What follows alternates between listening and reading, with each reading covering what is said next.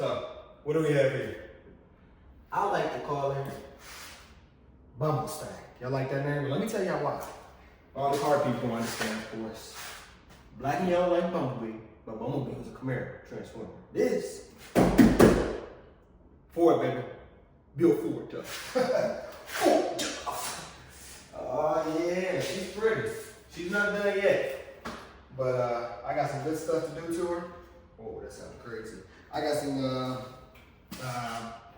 yeah. Let's X that out. Yeah, she's beautiful. She's tough. I got some nice things we want to add on to her. There we go. And you know, get her going. Make sure she's running smooth, running right, running pretty. So my whole idea with getting this car, of course, was I wanted to turn into a drag car. So I just graduated with my master's degree down in Miami. What is that? 2024. So this year I said, hey, I kind of want to get into racing. So I decided, you know, I had some cash on the side, and what I paid for this car exactly might shock you all. $5,000. Now let me tell you what I got for $5,000. 2004 Mach 1, clean title, 172,000 miles on my body, no rust at all, which I was surprised because I got it from Indiana. And apparently, hopefully, you know, no paperwork, but about 77,000 miles on the motor. And that's not the original motor, not the Mach 1, the shotgun engine, it's the 98 Cobra engine. So I'll let you all take a look.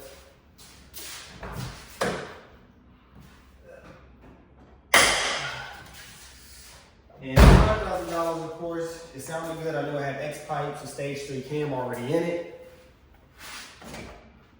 So I was like, cool, that sounds like everything I need to get going. But with the 98 Cobra engine, of course, aluminum block, and it's not like the 03 Terminator Cobra at all. The forged pistons and mainly rods. So I do plan on doing some of those upgrades myself, and you know, getting it all together. But you know, I went and checked it out. The guy was like, you know, it's all good. You know, he wanted to sell it for 6. I was like, well, 45, and he was like, I can't go less than 5. So you know, I'm a cheapskate, but this time I was like, you know what? I'm going to spit out the money, stop being so cheap, and get something I actually like. Because honestly, my dad is a Ford man, but I grew up, you know, wanting Chevy and Dodge, at least going to the drag strip. But I was like, you know what? Let me try that Ford game out because my dad used to race Ford, so I was like, all right, let me give Ford a try. So went ahead and got it. Thought it was a great deal. The only problems that I had was the battery was expired in it, and if you look at some of my shorts, I'll kind of explain to change the battery out, which is just a cheap new battery, Total Pro. I figure I'm not driving it every day. Maybe later down the line when, you know, I feel like I might need a little bit higher voltage, I'll just change this out.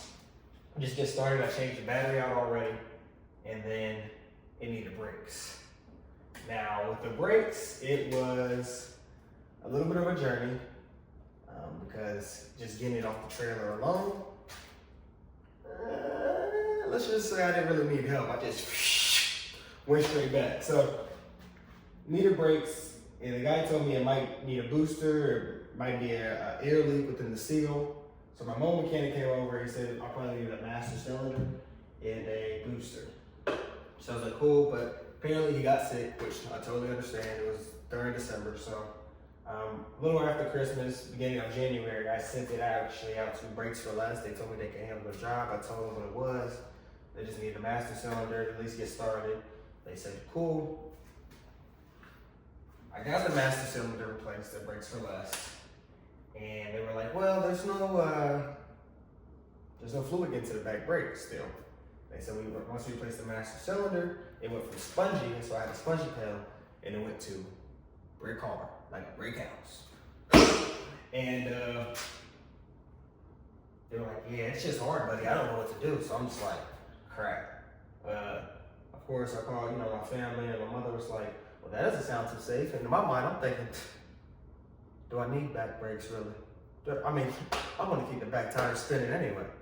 Drifting, you know, all that good stuff. What do I need the back brakes for?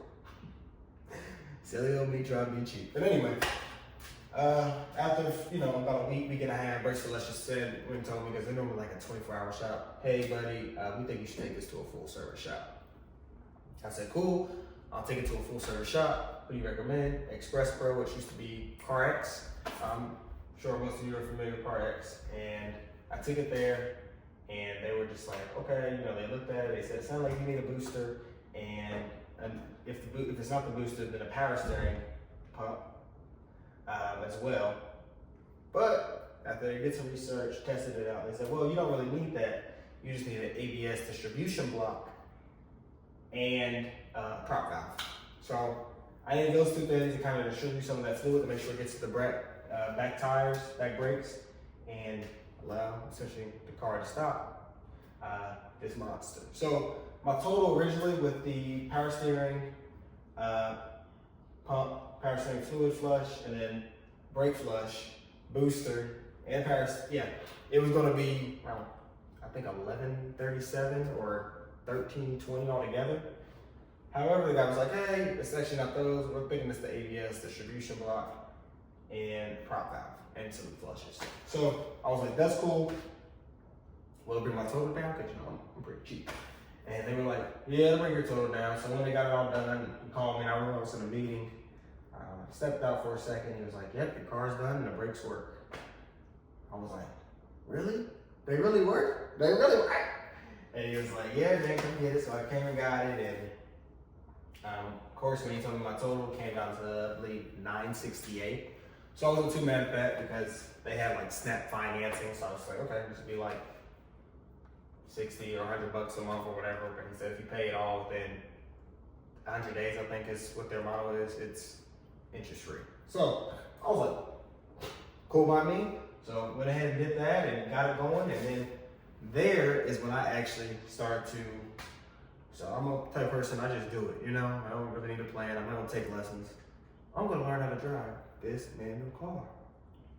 And I did. I'm still a little shaky. But that's what this channel is about. I want to show you guys my journey, how crazy things can get, me stalling at red lights in the middle of a gas station. And shortly after, the funny thing is, the car started overheating, even though they told me, hey man, we test drove it.